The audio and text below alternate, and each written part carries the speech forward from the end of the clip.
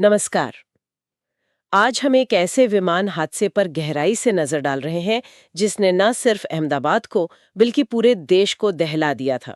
जी, air India flight 171 की बात कर रहे हैं। ये घटना हुई थी 12 जून 2025 को। Boeing 787-8 dream liner London Gatwick जा रहा था, अहमदाबाद से उड़ा और बस कुछ ही पलों में मेघानी नगर में बीजे मेडिकल कॉलेज हॉस्पिटल पर गिर गया। हाँ, और आंकड़े बहुत ही दुखद थे। विमान में कुल 242 लोग, 230 यात्री और 12 क्रू सदस्य। और उनमें से 241 की जान चली गई। साथ ही जमीन पर भी 19 लोगों की मौत हुई। जी, सिर्फ एक यात्री, एक ही व्यक्ति चमत्कारिक रूप से बच पाया। बिल्कुल, और इसीलिए सच का पता लगना और भी अहम हो जाता है। लेकिन जो शुरुआती जांच सामने आई है उसने तो जैसे सबको उलझा दिया है। सही कहा। AIIB यानी एयरक्राफ्ट एक्सीडेंट इन्वेस्टिगेशन ब्यूरो की जो प्रिलिमिनरी फाइंडिंग्स हैं वो वाकई चौंकाने वाली हैं। क्या पता चला है उनमें? पता चला है कि टेक ऑफ के सिर्फ 3 सेकंड बाद दोनों इंजनों के जो फ्यूल कट ऑफ स्विच होते हैं हाँ, वो रन पोजीशन से हटकर कट ऑफ पोजीशन में आ गए। 3 सेकंड में। मतलब जैसे ही विमान हवा में उठा फौरन। जी हाँ, लगभग फौरन। और इसका सीधा मतलब था कि इंजनों को फ्यूल मिलना बंद हो गया। वो बंद पड़ गए। लेकिन सबसे अजीब बात तो कॉकपिट वॉइस रिकॉर्डर से सामने आई है ना, वो बातचीत। हाँ, वही वही इस पूरे मामले को एक रहस्य बना रही है।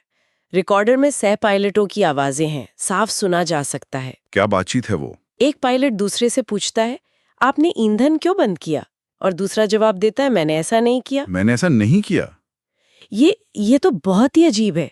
मतलब अगर उन्होंने नहीं किया तो फिर किसने किया या कैसे हुआ? बिल्कुल, यही सवाल जांच के केंद्र में है। जांचकर्ताओं ने बाहरी संभावनाओं को तो पूरी तरह से देख लिया है। जैसे कि कोई पक्षी टकराया हो या हाँ, बर्ड स्ट्राइक या फ्यूल में कोई मिलावट या कोई तोड़-फोड़, इन सब चीजों को रूल आउट कर दिया गया है। तो फिर ध्यान किस पर है? अब सारा फोकस मानवीय पहलू पर है, ह्यूमन फैक्टर। क्या ये गलती से हुआ, अनजाने में, या फिर जानबूझकर? लेकिन जहां तक मुझे पता है ये फ्यूल कट ऑफ स्विच ऐसी तो बंद नहीं हो जाते। काफी सेफ्टी होती है इनमें। बिल्कुल सही। यही बात इसे और ज्यादा उलझा देती है।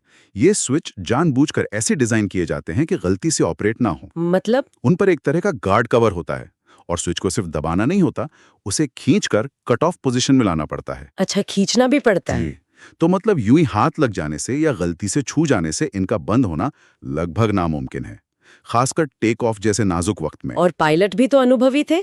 कैप्टन सुमित सभरवाल के पास लगभग 15,600 घंटों का अनुभव था। हाँ, और फर्स्ट ऑफिसर क्लाइव कुंदर के पास भी करीब 3,400 घंटे, दोनों ही अनुभवी। विमान भी कोई नया नहीं था। 41,700 घंटे उड़ चुका था और इंजनों की हाल ही में सर्विस हुई थी। स्विच में भी पहले कोई समस्या रिपोर्ट नहीं हुई थी। जी, ये सारे फैक्टर्स मामले को और पेचीदा बनाते हैं। अनुभवी क्रू, सुरक्षित डिजाइन वाला स्विच, सही सलामत विमान, फिर भी ऐसा हुआ। ये बोइंग 787 ड्रीम लाइनर से जुड़ा पहला घातक हादसा भी है। हाँ, और भारत के सबसे भयानक हादसों में से एक। बिल्कुल। AIB की जांच अभी चल रही है और सब लोग उनकी फाइनल रिपोर्ट का इंतजार कर रहे हैं। उम्मीद है उससे तस्वीर साफ होगी। और शायद कुछ सिफारिशें भी आएं ताकि भविष्य में ऐसा ना हो। हाँ, जरूर। सुरक्षा सिफारिशें रिपोर्ट का अहम हिस्सा होती हैं। और हमें ये भी नहीं भूलना चाहिए कि इसका मानवीय पहलू कितना बड़ा है। बचाव कार्य, परिवारों को सहारा देना, पीड़ितों की याद, ये सब बहुत मायने रखता है। तो अगर हम अब तक की जानकारी को समेटें तो मामला ये लग रहा है कि हादसा दोनों इंजनों में फ्यूल सप्लाई कटने से हुआ। हाँ, और ये सप्लाई स्विच के कट ऑफ पर जाने से कटी, जो कि लगता है मैन्युअली ही किया गया। जी, क्योंकि बाहरी कारण तो खारिज हो चुके हैं। लेकिन ये कैसे हुआ, क्यों हुआ, गलती से या जानबूझकर, ये सबसे बड़ा सवाल अब भी बना हुआ है। बिल्कुल। और जब तक AIB की फाइनल रिपोर्ट नहीं आती तब तक ये सवाल बना रहेगा। एविएशन इंडस्ट्री भी इंतजार में है कि रिपोर्ट से क्या निकलता है, ताकि जरूरी सबक सीखे जा सकें। सही कहा। यहाँ एक बात सोचने के लिए छोड़ जाते हैं।